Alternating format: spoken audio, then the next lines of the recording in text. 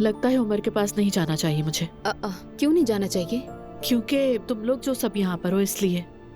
अरे क्या हो गया है, बिल्कुल जाना चाहिए।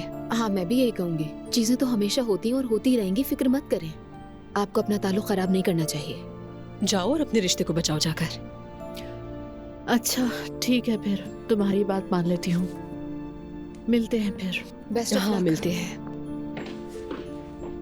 कसम से अर्तुरुल साहब, आपके आने का बहुत शुक्रिया। वाकई इज्जत अफजाई है हमारी। यहाँ बुलाने का बहुत शुक्रिया। आपकी दावत बहुत अच्छी है।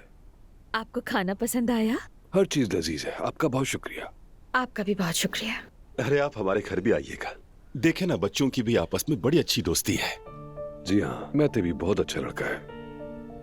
मैं सच कहूंगी आपसे, हमें भी मेहर बहुत अजीज है। मेहर तो हमारे लिए बेटी जैसी है ना लैला? बिल्कुल। आपने बेटी की बहुत अच्छी तरबियत की है माशाल्लाह। शुक्रिया। अब आप सबने हमारे घर आना है। जी जी जरूर। कल तो हम बिल्कुल फ्री हैं अर्तुरुल साहब। अगर आप भी फ्री हैं तो क्या कहती हो लैला?